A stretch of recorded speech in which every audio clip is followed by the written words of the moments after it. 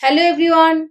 In the last lecture, I have discussed sinusoidal quantities, RMS values, average values, form factor, peak factor, and phase difference. Today, I am starting the 10th lecture of course on basic electrical engineering. Now, in the present lecture, I am going to introduce phasor diagram and relation between voltage and current in RLC circuit. The contents are concept of phasor diagram, VI relationship in RLC circuit. Concept of phasor diagram. A phasor diagram is used to show the phase relationship between two or more sine waves having the same frequency. It is a graphical way of representing the magnitude and directional relationship between two or more alternating quantities. The length of the each phasor arm is directly related to the amplitude of the wave, and the angle between the phasor is the same as the angle of the phase difference between the sine waves. Sinusoidal waveform of the same frequency can have a phase difference between themselves which represents the angular difference of the two sinusoidal waveforms. Also, the term lead as well as in phase and lag as well as out phase are commonly used to indicate the relationship of one waveform to the other, with the generalized sinusoidal expression given as A t equal to m sin omega t plus phi, representing the sinusoid in the time domain form. But when presented mathematically in this way, it is sometimes difficult to visualize this angular or phasor difference between two or more sinusoidal waveforms. One way to overcome this problem is to present the sinusoid graphically within the spatial or phasor domain form by using phasor diagram. And this is achieved by the rotating vector method as shown in figure 2. Basically, a rotating vector, simply called a phasor, is a scaled line whose length AP represent an AC quantity that has both magnitude.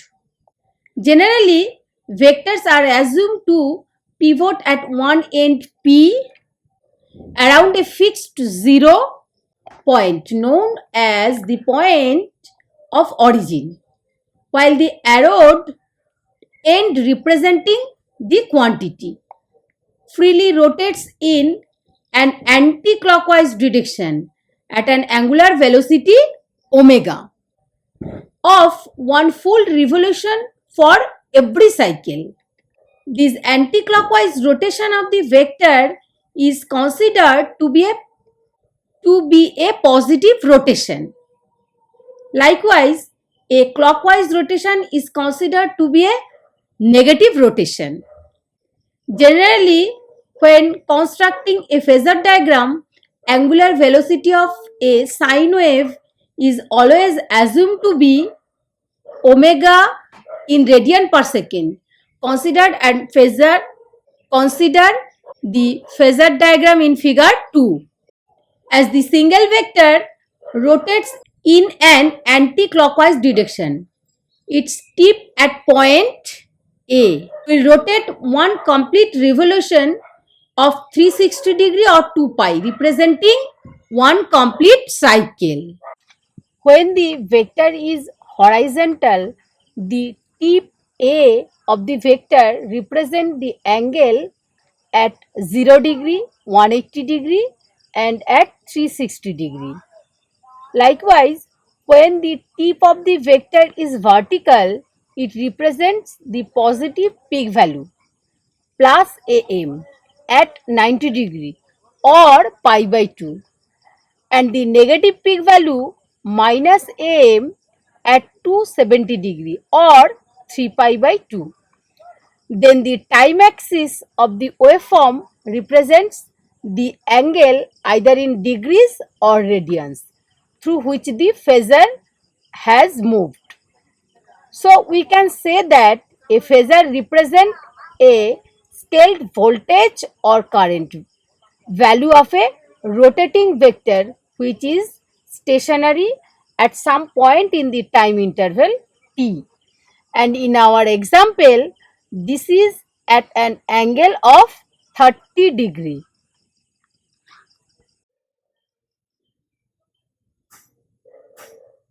Phasor diagram of a sinusoidal waveform. Sometimes when we are analyzing alternating waveforms, we may need to know the position of the phasor representing the alternating quantity at some particular instant in time, especially when we want to compare two different waveforms on the same axis. For example, voltage and current. When capacitor or inductor are used in an AC circuit, the current and voltage do not peak at the same time. We have assumed in the start at time t equal to 0 with a corresponding phase angle either degrees or radian. But if a second waveform start to the left or to the right of this 0 point, or we want to represent in phasor notation the relationship between two waveforms, then we will need to take into account this phase difference. Phi of the waveform. Consider the diagram shown in figure 3. Here this voltage waveform starting from this 0 point, and this is the current waveform. This current waveform starting after this angle 30 degree. The generalized mathematical expression to define these two sinusoidal quantities, Vt is equal to Vm sin omega t and It is equal to Im sin omega t minus phi, this angle. For this example, this angle is 30 degree. So the phase difference of these two waveform is phi. Phasor diagram of a sinusoidal waveform. From figure 4, the phasor diagram is drawn corresponding to time t equal to 0 on the horizontal axis. The length of the phasor are proportional to the values of the voltage and the current at the instant in time that phasor diagram is shown in figure. The current phasor is lag with the voltage phasor by angle phi, as the two phasors rotate in an anti-clockwise direction as stated earlier. Therefore, the angle phi is also measured in the same anti-clockwise direction. From figure 5, however, as the current waveform is now crossing the horizontal zero axis line, at this instant in time we can use the current phasor as our new reference and correctly say that the voltage phasor is leading the current phasor by angle phi. Either way, one phasor is designed as the reference phasor and all the other phasor will be either leading or lagging with respect to this reference. Phasor diagrams can be used to represent waveform diagrams and in carrying out calculation involving AC waves. The calculation can involve any of the common values, RMS, peak values, phase angle, etc. and will be much quicker and easier than performing the calculation on waveform diagrams.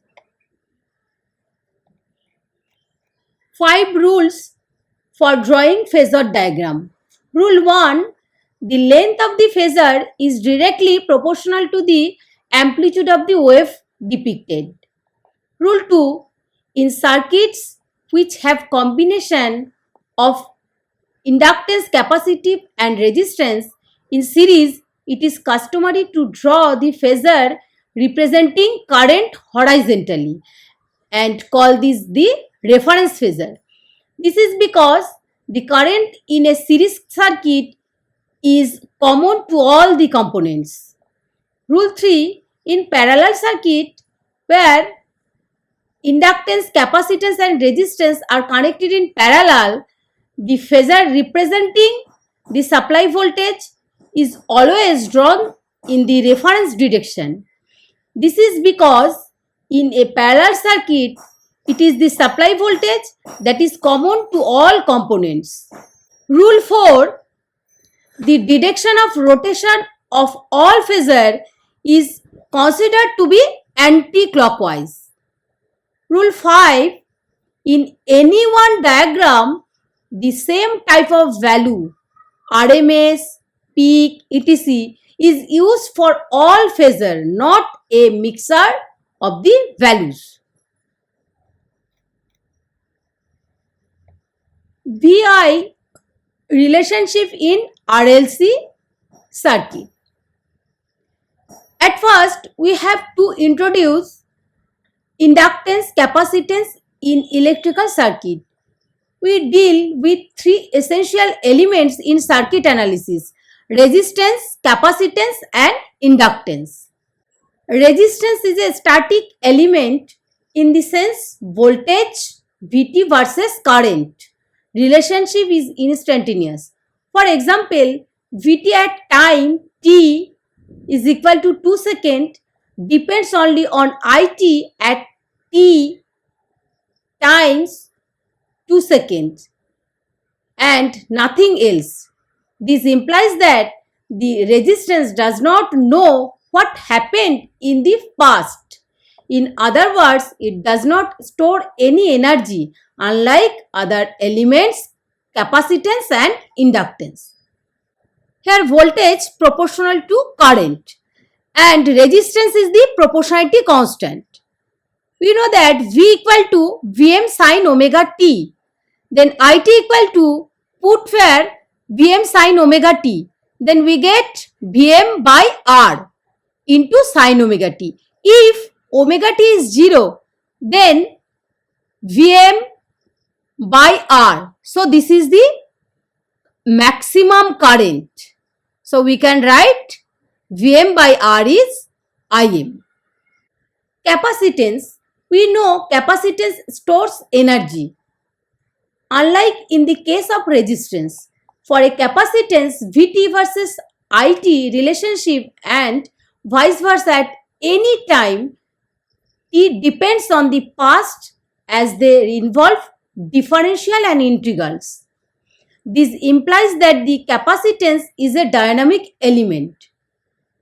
At any instant t, if the charge storing at rate qt through the capacitor is proportional to the internal voltage Vt. So where capacitance is the proportionality constant. Then I equal to, we know that dq by dt. From here we get C equal to dV by dt. V equal to write Vm sin omega t. Then differentiate with respect to t.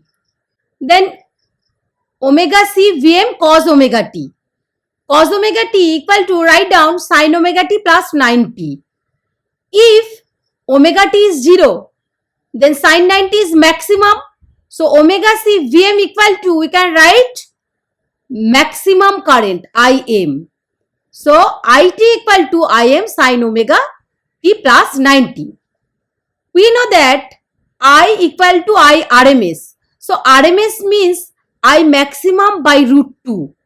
So where Vm equal to, write down root 2 Vm, and Im equal to, write down root 2 I.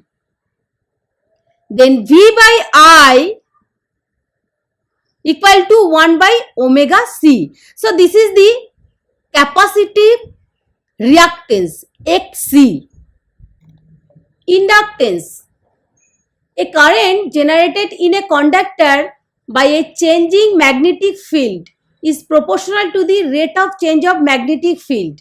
This effect is called inductance and is given the symbol L. It is measured in units called Henry. Inductance opposes the change of current flow through it. So an opposing EMF Vt is induced in the conductor due to its AC current I. So V proportional to di dt. So L is the proportionality constant. Then I equal to, put Im sin omega t. Then differentiate with respect to t, we get omega L Im cos omega t. So cos omega t equal to, write down sin omega t plus 90. If omega t is 0, then sin 90 is maximum. So omega L Im equal to Vm. So we can write omega L Im, then you can write omega L Im equal to root 2 I equal to root 2 this V. Then V by I equal to omega L. So this is the inductive reactance XL.